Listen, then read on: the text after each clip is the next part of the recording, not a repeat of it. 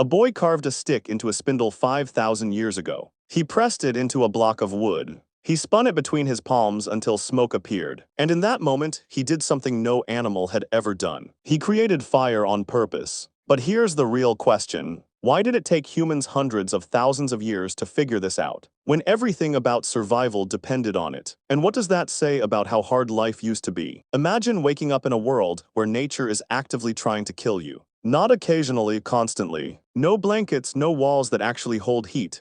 No light after sunset. For early humans, night didn't mean rest. It meant danger arriving in silence. And for most of human history, fire was not created. It was stolen. A lightning strike, a burning tree, a patch of wildfire moving through dry grass. If you were lucky, you didn't just watch it burn. You ran in and you took a piece of it. Then you carried it for miles, for days, treating it like a living thing that could die at any moment. Evidence shows early human camps maintained fire for over 1.5 million years. Not fire making, fire keeping, and that difference changes everything. Because keeping fire means you are constantly one mistake away from darkness. Making fire means you are no longer dependent on luck. And for over 1 million years, humans were still dependent on luck. The first real method humans discovered was friction fire, the hand drill. It sounds simple, it is anything but. A straight stick pressed into a wooden base, spun between the palms as fast as humanly possible, while pushing down at the same time. The friction creates heat, the heat creates black powder, the powder turns into a glowing ember. And that ember is everything. But here's what most people miss. It doesn't always work. Wood matters, hardness matters, even moisture matters. One wrong combination and you get nothing but pain. Blisters, frustration, cold nights. This wasn't knowledge you could write down. It had to be learned by watching someone fail, or watching someone die when fire was lost, and then repeating it over and over until it worked. That's not survival, that's inheritance through suffering. Eventually, someone had a different thought.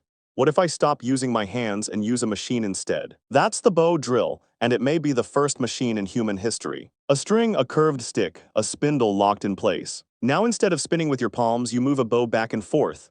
Fast, controlled, efficient. The spindle spins faster than hands ever could.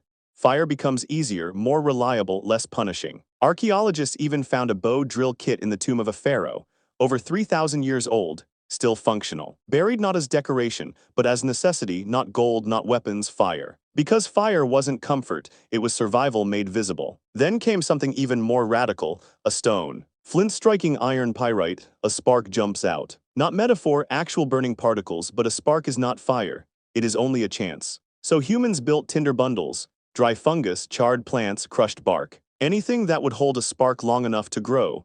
And they tested everything. Trial, error, repeat. Modern science before science existed. Even Ötzi the Iceman, who died over 5,000 years ago, carried one of these kits. Tinder, stone, prepared for failure. Because he understood something most people forget. Fire is not guaranteed, it is earned. But fire didn't just change survival, it changed the mind itself. Before fire, night meant sleep.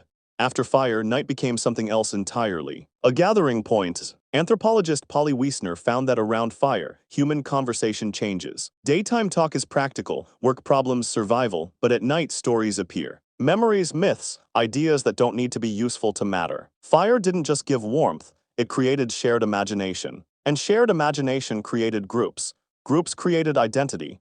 Identity created everything human civilization became. Go back to the boy with the stick, he wasn't special. He was standing on thousands of years of failure. Every burned hand, every lost flame, every night that ended in cold darkness. All of it carried forward into his hands. Now think about yourself, whatever you're struggling with right now. Whatever keeps failing, it feels personal, but it isn't, it's ancient. Everything hard has always been hard.